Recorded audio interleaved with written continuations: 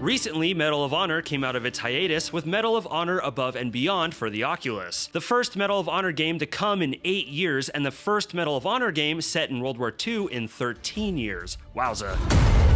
I haven't had a chance to play this title yet, but its release got me reminiscing about my time with the series as a younger dude, storming the beaches of Normandy, going undercover, and trading bullets with the villainous Nazis. It was enough to get me to hop up to the shelf, dust off the original PS1 classic, and get back to fighting in the trenches. What's up everybody, I'm Kirk, and today we are revisiting the original Medal of Honor for the PlayStation, to see if it's still fit for duty or maybe needs an honorable discharge. But before all that, please be sure to subscribe to this channel for more videos about killing polygonal Nazis. Alrighty, let's begin. This operation is being planned as a success. We cannot afford to fail. With that declaration, the tone for D-Day was set. Set in the later years of World War II, shortly after the invasion of Normandy, in Medal of Honor you play as Lieutenant Jimmy Patterson, who is basically the best damn soldier Uncle Sam ever produced. You were the top marksman in your class, excellent leadership skills, noted for being especially smart and resourceful. Jimmy is recruited into the Office of Strategic Services, OSS for short, a real-life intelligence agency that was essentially the precursor to the CIA. Espionage, sabotage, subversion, search and rescue, you name it, we do it. Playing as Jimmy, you are tasked with going behind enemy lines in order to carry out missions of espionage against the Nazi war machine. I feel like the history of Medal of Honor is well known, but it does bear repeating. The game was actually the creation of none other than Steven Spielberg. Inspired from his time playing GoldenEye 64 with his son, along with his strong fascination with the World War II time period, Spielberg theorized that GoldenEye's gameplay in a World War II setting would not only be a fun game, but could be an opportunity to educate younger people on the historical conflict. He pitched the idea to DreamWorks Interactive, who agreed, and long story short, that's how Medal of Honor came to be. Medal of Honor is basically GoldenEye World War II. I know that sounds reductive, and honestly it kind of is, but it's hard to deny the influence of Rare's legendary shooter on this game. Much like GoldenEye, missions consist of completing a series of objectives with enemies that realistically react to the player. The base shooting mechanics are also very similar, and well, you do play as a secret agent in both games. However, it was its World War II setting that really helped distinguish Medal of Honor, and most importantly, how it presented it.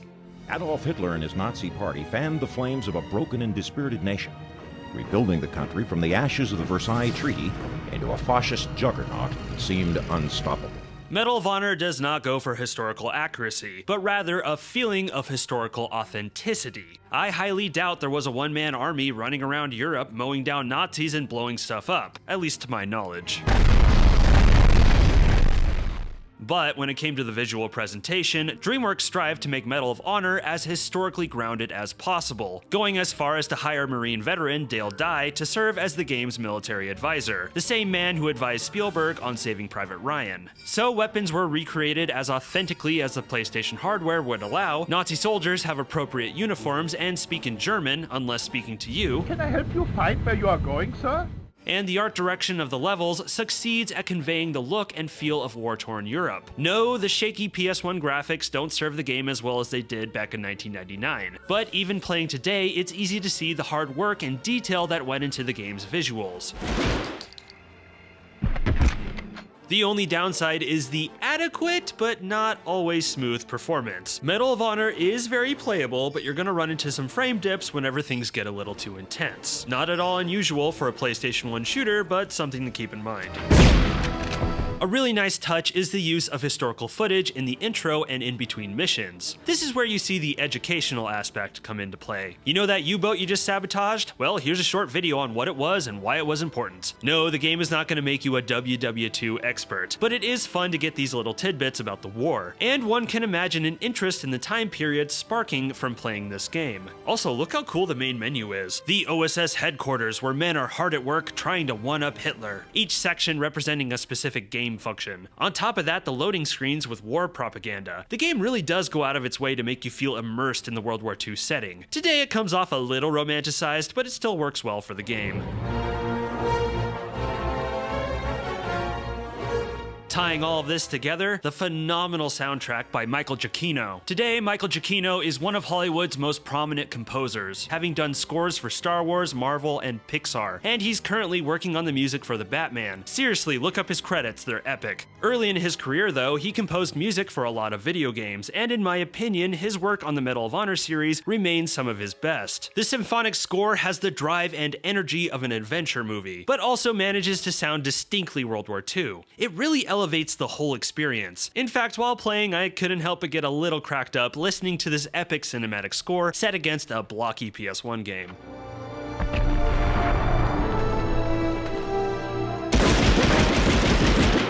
The sound design is also wonderful. Screaming Germans, cracking gunshots, and the clink of a thrown grenade. It all sounds great, if not a bit compressed.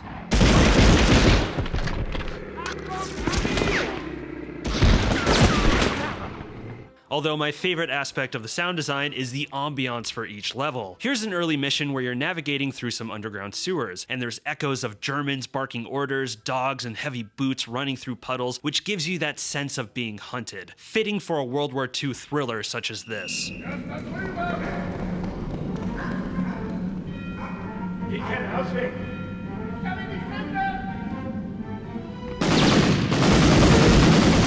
Medal of Honor's mechanics are straightforward run and gun. However, this game does not feature a crosshair, so shooting from the hip is a matter of aiming your weapon as best as you can and letting the auto-aim take care of the rest, which it doesn't always do. Therefore, much like GoldenEye, there is a stationary manual aim, which is something you should get comfy with early on, as it is the best way to combat the Germans. Returning to this game, I couldn't help but groan a little at the prospect of returning to a PS1 control scheme. Console FPSs around this time were typically awkward and uncomfortable to control, especially on the PlayStation 1. By default, the game's control scheme has fire mapped to the cross button, with movement and turning kept to the left stick, and free aim mapped to R2, not ideal. To my surprise though, one of the control options for the game matches a modern-day control scheme. R2 to shoot, left stick for movement and strafing, and right stick for aiming, much more ideal. There's some oddities to it. Manual aim is mapped to L3, aka clicking in the left stick, which is a little awkward but manageable, and jump and prone is mapped to L1 and L2 respectively. Not super out of the norm, but I think I would have preferred these kept to the face buttons and free aim and weapon switch be here instead. Otherwise, this specific control setting made slipping into Medal of Honor fairly easy. That's not to say it's perfect. Aiming in general is stiff and on the slow side, and weapon selection is kept to a single button press, and can only be cycled through one direction, so switching weapons during a tense firefight can be a pain. And while movement feels pretty good, it's real easy to get stuck on the level geometry, making your character spaz out. Kinda breaks the immersion. Overall, the gameplay has aged okay. I still had a ton of fun bringing some pain to the Nazis, but the jank is a little hard to ignore. However, in the grand scheme of PlayStation 1 first-person shooters, this is still some of the best gameplay you'll find. Congratulations on your first mission. You've gotten a rather dramatic introduction to life in the OSS. Medal of Honor's missions are a broad tapestry of Nazi-occupied farmlands, towns, U-boat factories, snow-covered passes, and underground bases. The game features 7 missions, each broken up into 3 or 4 chunks, giving the player the option to save in between and look over their stats. Each chunk features a set of objectives that must be completed in order to progress. These basically boil down to stealing intelligence or blowing stuff up, but occasionally you get more unique tasks, like finding a wrench to jam into a ship's engine. Missions are very linear, essentially long corridors that occasionally branch into alternate pathways, either leading to objectives or giving the player the opportunity to circumvent obstacles like stationary turrets. Ah, stationary turrets. One guarantee in this game, if there's a turret to hop on, there will be Nazis to shoot. Playing Medal of Honor today, it's not so much a feeling of being in a simulated battlefield, but rather being in a World War II theme park ride. Explore the maze-like hedges, hop on a turret and shoot moving targets. Now run through a U-boat and blast Nazis on your left and right. Afterwards, you can get a picture with Mickey in the gift shop. This isn't a criticism, more a comment on how games like this were designed back then. Developers could only do so much with the hardware they had. So if Medal of Honor was going to be a conveyor belt, the devs made sure it was a fun conveyor belt. All of Medal of Honor's missions take place at night, which clearly was done to motivate the game's limited draw distance. It works though. For starters, it makes sense to be carrying out missions of espionage in the cover of night, and it gives the game some nice atmosphere. It reminds me a lot of how fog was used in Silent Hill. Admittedly though, I did find myself falling into the habit of inching through levels and waiting for the faintest hint of a Nazi soldier to appear so I could pop them off in the distance. But to the game's credit, this trick stops being as effective in the later missions, with the Nazi soldiers becoming more aware and accurate with their weapons. May I see your papers, please? My mistake, sir. One thing that really characterized Medal of Honor was its handful of undercover missions. Disguised as a German officer, you sweat your way through these missions with nothing but a doctored set of identification papers and a silenced pistol. The goal here is to get through the security checkpoints without tipping off the soldiers, and at times you'll need to track down an officer and silently cap them so you can snag their ID to continue. Alerting a guard doesn't mean game over, but it will lead to an alarm and a whole bunch of Nazis swarming you. The first undercover mission does offer a nice break from the typical run and gun action, and I couldn't help but feel nostalgic playing it. To this day, whenever I hear "May I see your papers," I still think of Medal of Honor. Sorry, sir. Have a good night. The nostalgia faded fast though for the second and final undercover mission. Taking place in a German freighter, it's one of the longest and most complicated missions in the game, with numerous checkpoints and multiple IDs to steal from officers who are wide in the open. An exercise in tedious trial and error, made worse by the fact that this game does not have a checkpoint system, so if you die, you gotta start all over from the beginning. The good news though is that once you do get past this level, the game goes into its most action-packed and enjoyable levels. Highlights being rescuing priceless European art with an assault mine and ransacking a hydro plant in the middle of building the atomic bomb.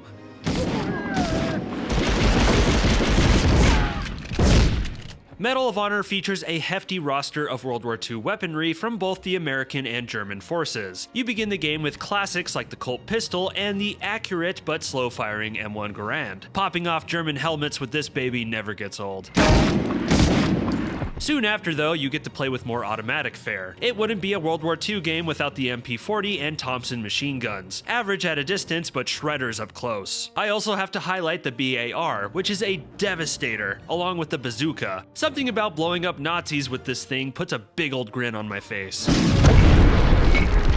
Rounding out the arsenal is the Winchester shotgun, which I would have liked a little more if the aiming was a bit smoother, and the Springfield rifle, which I didn't find a ton of reasons to use, but it does come in handy here and there.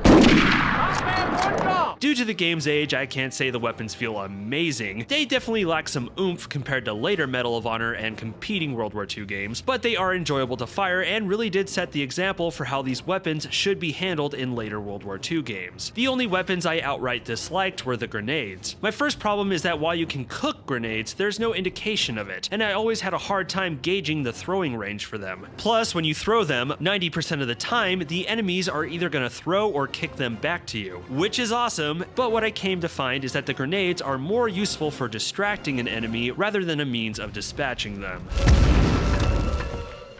All this talk of weapons, and we have barely scratched the surface on their targets. Nazis. Hate these guys. Medal of Honor features a solid roster of Hitler's finest, or rather his worst, for you to relieve of their mortal coil. We have our standard infantry in a variety of uniforms, SS officers, scientists, and the occasional German Shepherd. All enemies generally behave the same, the real difference being the weapons they carry. Obviously, a pistol-toting scientist is not as deadly as a soldier with a Panzerfaust, but they both can be taken down by a well-placed headshot. A thing to note is how realistically these baddies behaved, at least for the time. When fired upon, enemies will hit the deck and roll away for safety. Sometimes they'll surrender, doesn't really last that long though, and they'll also take cover and shoot around corners, and they aren't shy about grenades. As mentioned before, these guys love kicking or throwing your grenades back at you, which is really cool to see.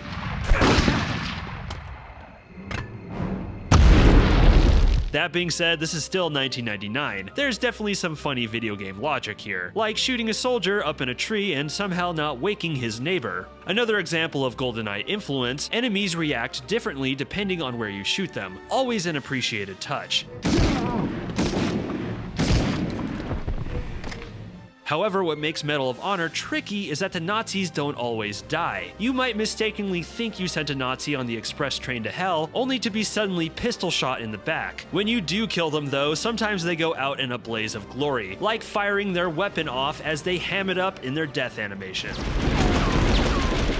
Medal of Honor's enemies have a lot of personality, which makes them a ton of fun to shoot. I think this is important for a shooter. I mean, 90% of your interactions are going to be with the bad guys, so they better be memorable and entertaining.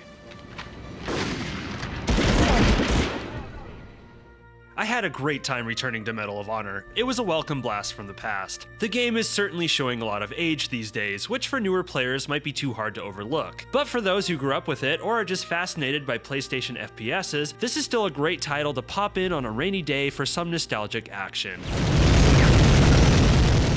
Please be sure to let me know in the comments your thoughts on Medal of Honor and the series in general. If you enjoyed the video, please be sure to subscribe, like, and share with your friends. It is a massive help for this channel. Still looking to scratch that nostalgia itch? Then be sure to check out my video on GoldenEye 64. I post videos weekly, so be sure to ring that bell so you're the first to see them. I'm Kirk, and thank you for watching this video. Stay safe out there.